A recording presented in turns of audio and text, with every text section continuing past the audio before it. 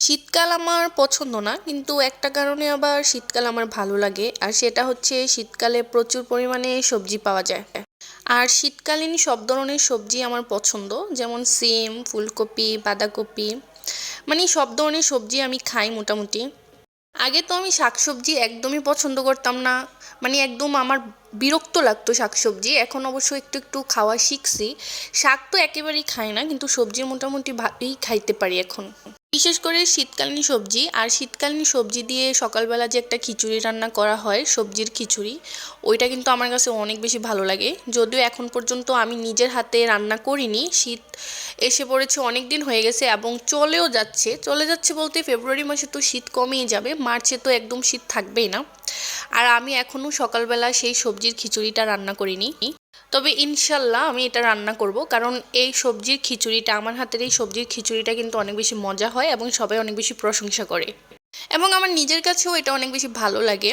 তো আমি একদিন রান্না করব। তো আজকে হচ্ছে নুডলস রান্না করতেছি সবজি দিয়ে। কারণ দেখা যায় যে নুডলস হচ্ছে এমন একটা খাবার যেটা হচ্ছে প্রত্যেক দিন আমাদের বাসায় থাকে এবং রান্না করা লাগেই লাগে।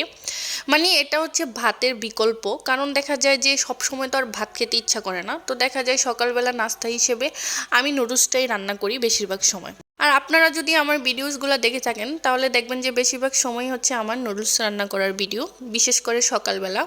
কারণ সকালবেলা না ওই রকম মানে ভাত রুটি ওইভাবে প্রত্যেক দিন খেতে ভালো লাগে না। আর নুডলস হচ্ছে এমন একটা খাবার যেটা কম দামি খাবার, কিন্তু পেট ভরে যায়। হিসাব করে দেখলে কিন্তু মানে বোঝা যায় যে নুডলস কিন্তু রুটির চেয়েও দামে কম। একটা রুটির পেছনে কিন্তু 10 টাকা বা 8 টাকার মতো খরচ হয়, কিন্তু একটা 25 টাকা দিয়ে স্টিক নুডলস কিনলে কিন্তু একদম পেট ভরে যায়।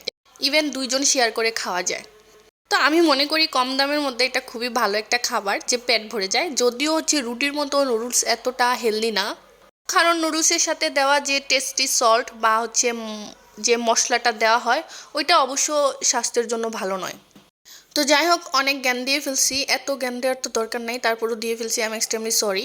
তো এই তো আমার নুডলস রান্না করা হয়ে যাচ্ছে। আর হচ্ছে আমাদের এলাকায় হচ্ছে, আমরা যে এলাকায় থাকি এখানে হচ্ছে একটা মাহফিল হচ্ছে। তো এই মাহফিলের সাউন্ডে হচ্ছে হয়তো ভিডিওতে একটু গোলমাল হতে পারে, মানে একটু নয়েজ হতে পারে, কিন্তু কিছু করার নাই, কারণ দেখা যায় আশেপাশে প্রত্যেক দিন কোনো না কোনো মাহফিলের আয়োজন থাকে এবং হচ্ছে অনেক বেশি সাউন্ড হয়। তো আমার ভিডিওর জন্য তো আর মাহফিল বন্ধ রাখবে না, এটা তো মানে চলতেই থাকবে। শীতকালে তো মাহফিল হয় সব জায়গায়।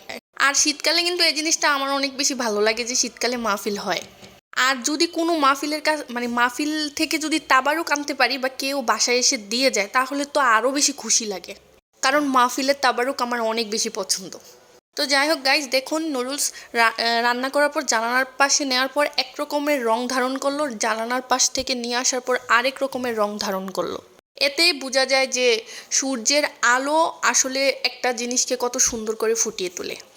তো যাই হোক, নিজের হাতের রান্নার প্রশংসা নিজেই করতেছি। নুডলসটা আসলে অনেক বেশি মজা হয়েছিল এবং আমার অনেক ভালো লাগছে।